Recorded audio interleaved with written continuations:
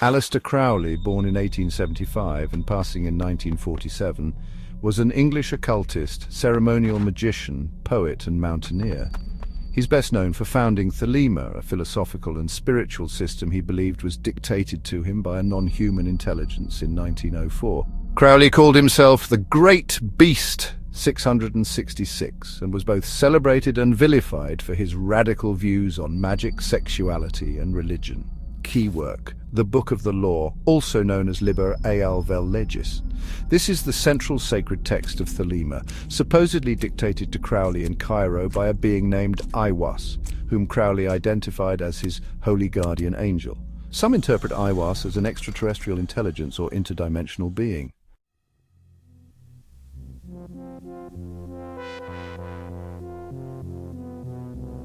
Crowley's knowledge came from multiple esoteric systems, which he synthesized into his own unique current of magic. These included Hermetic Kabbalah, which is Jewish mysticism adapted for Western occultists. He also drew from Golden Dawn ritual magic, being a member of the Hermetic Order of the Golden Dawn alongside figures like W.B. Yeats. Eastern mysticism, including Tantra, yoga and Buddhism, also played a role. Additionally, he incorporated elements of alchemy and Rosicrucianism, Egyptian mythology with deities like Thoth, Horus, Nuit and Hadit, and Gnosticism, focusing on concepts like Sophia and the Demiurge. Finally, he developed Thelema, his own spiritual system.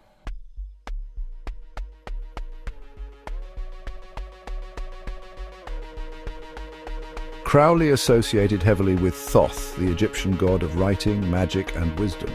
He even created the Thoth tarot deck with Lady Frida Harris, which encoded deep Hermetic and Kabbalistic symbolism.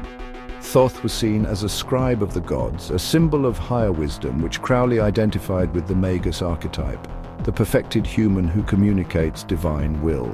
Though not front and center in Thelema, the Demiurge, in Gnostic cosmology, is the ignorant or malevolent creator of the material world. It shows up as a symbol of the false ego, or the world of illusion that magicians must break free from. Crowley's system encourages the initiate to transcend the material realm and false gods through rituals like Liber Samek and the Star Ruby. Sophia, the Gnostic goddess of divine wisdom, resonates with the Thelemic concept of Babylon, the divine feminine, the mother of abominations, the sacred whore who initiates the adept into divine understanding through love and transgression. Crowley's sexual rituals, often referred to as sex magic, involved channeling the Sophia Babylon archetype.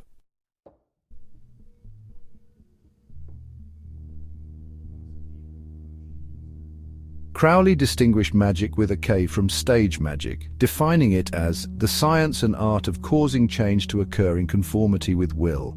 Key rituals in his practice included the Gnostic Mass, a ritual dramatizing Thelemic cosmology, and the Abramelin operation, which is for contacting the holy guardian angel. He also practiced sex magic, the use of orgasm and energy to influence reality, and Enochian magic, which involves communicating with angels through a language revealed by John Dee.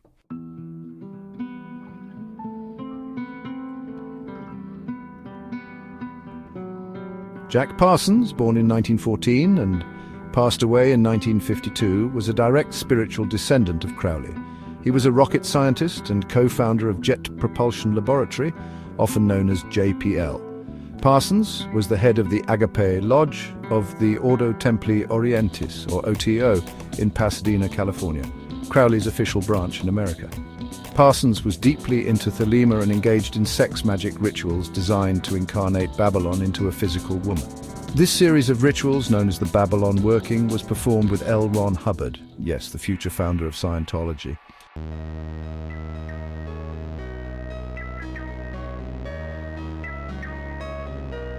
Gerald Gardner, the founder of Wicca, was inspired by Crowley's rituals. Anton LaVey, who founded the Church of Satan, borrowed Crowley's aesthetics. Alan Moore, the comic writer and magician, often references Crowley in his work. Musicians like David Bowie and Led Zeppelin's Jimmy Page were fascinated by his philosophy, and of course modern chaos magicians, many of whom view Crowley as the prototype for the modern occultist.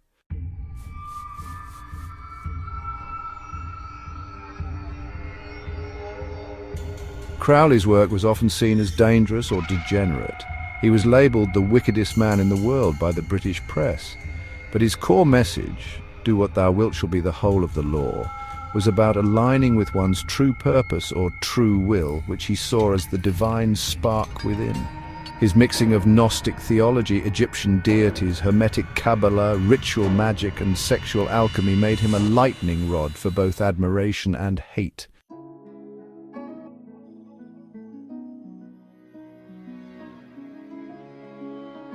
Crowley used the Babylonian goddess archetype, specifically the whore of Babylon from Revelation, but recontextualized her as Babylon, a divine feminine force that liberates through sacred transgression.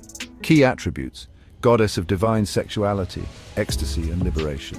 Consort of chaos, the force behind all creation, embodies Sophia, Shekinah, Isis, Inanna and Lilith all in one. Symbol of divine whoredom, embracing all aspects of human sexuality as holy. Crowley wrote extensively about Babylon as Our Lady of the Stars. Upon her forehead is the name of mystery. He believed she was the gateway to Gnosis and the initiation of the new eon. Babylon's cup, or grail, symbolizes the womb or cosmic chalice that receives the blood of saints. The ego sacrifice of the adept. Through surrender, the ego dies and the magician is reborn.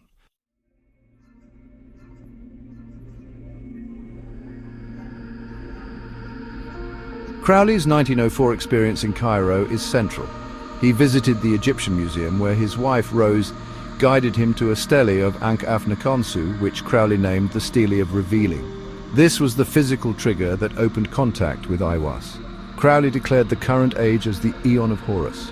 Horus represents the crowned and conquering child, individuality, willpower and strength. Horus is not a passive sun god but the warrior king, god of revolution and self-sovereignty. Ra-Hoor-Quit is one of Horus's forms in Liber AL, representing solar power, to Ra, royalty and vengeance, the active will of the magician. He's juxtaposed against the previous eons: Isis, matriarchal, pagan, earth-centered; Osiris, patriarchal, sacrificial, Christian era; Horus, child of both, self-liberated, divine will incarnate. These two Egyptian gods form the core cosmology of Thelema Nuit, goddess of infinite space and stars. Represents the macrocosm, the all-divine potential. She is the night sky, the matrix from which creation emerges. Every man and every woman is a star. Liber al-Hadid. The infinitely small point of consciousness, like Kundalini or Chi, represents the microcosm, the inner spark, will and experience, not worshipped, but embodied. Hadit is the self-realized being. Together, Nuit equals universe, Hadit equals you. Within it, their union equals magic, divine ecstasy, creation. This duality is symbolic of tantric union and the balancing of opposites.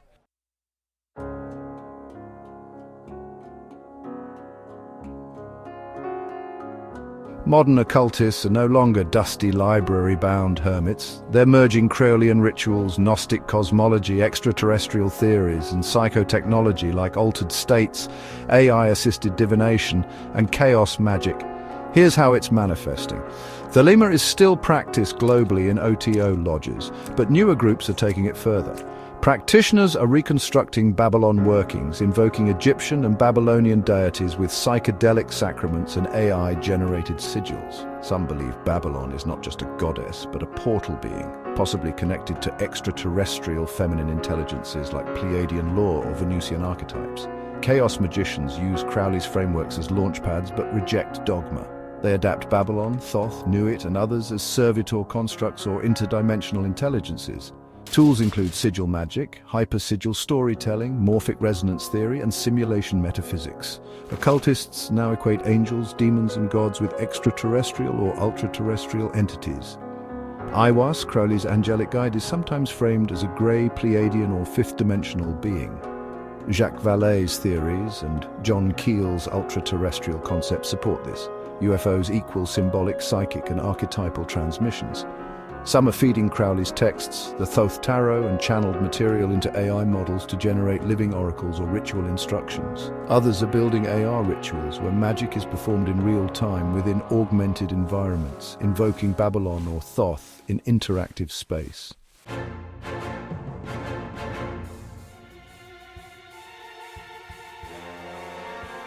Michael Forrest, along with a small group of independent researchers and explorers, claims to have uncovered ancient artifacts in Mexico, especially Tula Hidalgo and Ojuelos de Jalisco. Also Michoacán and other unexplored zones that depict beings with elongated skulls, UFOs, cosmic symbols, and Egyptian-like features. These artifacts show engraved scenes of beings interacting with flying craft and alien entities and portals.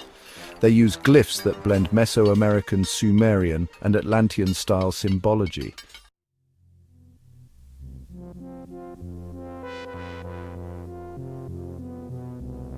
In Sumerian myth, the Anunnaki are those who came from heaven to earth. Ancient astronaut theorists interpret them as extraterrestrial beings that descended to engineer humanity, interbreed with early Homo sapiens, and teach writing, astronomy, metallurgy, agriculture, and magic. Their leader deities included Enki, also known as Aa, the god of wisdom, deep waters, alchemy, and forbidden knowledge. Enlil, the lord of command, order, storm, and judgment. Inanna, also called Ishtar, the goddess of sex, war, and the underworld, which echoes Babylon. Ninhursag, the Earth Mother, and Thoth, who is often equated with Ningishzida, son of Enki. These were not gods in the religious sense, but ultra-terrestrial beings who held the keys to manipulating matter, spirit, and mind.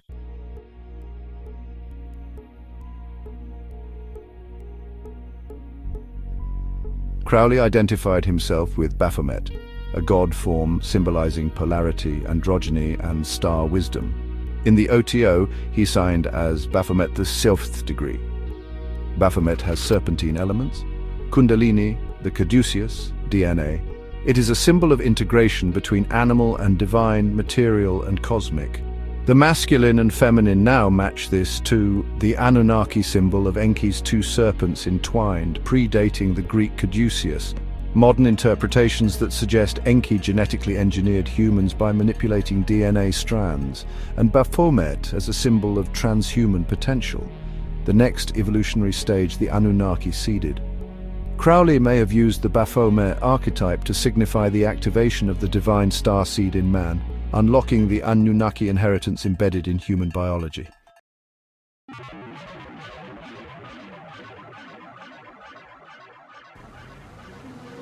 Crowley's rituals, especially the Amalantra working and Liber Samek, involved contacting interdimensional entities through magical portals, described using terms that now sound eerily close to Stargates. In 1918, he invoked a being called Lam, which he drew. It looks identical to a modern grey alien. Lam is said to be a gatekeeper, a watcher, or interdimensional envoy. Now, align that with the Anunnaki's role as portal builders. They were said to have used Dur.An.Ki, Bond Heaven-Earth tech, to connect Earth to other star systems. Pyramids, ziggurats, and sacred sites were grid points for contact, still used today in modern occult magic. Crowley likely reopened one of these channels during his rituals, the same gateways used by the Anunnaki millennia earlier.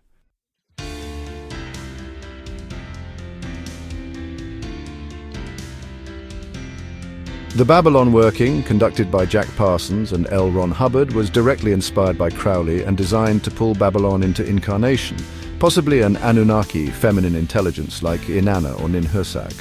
Today, advanced occultists are using Enochian and Thelemic hybrids to contact star beings, drawing connections between the OTO rituals and Anunnaki star maps, and believing that Crowley's Aeon of Horus is not just a spiritual awakening, but a cosmic return of our creators.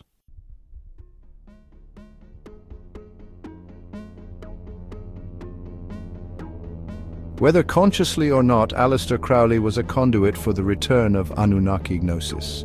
His contact with Aiwass equals reconnection with the Enki Ningishzida lineage. His rituals activated dormant grid points on Earth, and his magical system teaches us to reclaim the divine inheritance, seeded by star beings, suppressed by false gods, the demiurge or Enlil archetype. He was not just a magician, he was a code breaker, decoding the Anunnaki operating system hidden in myth, symbol, sex, and psyche.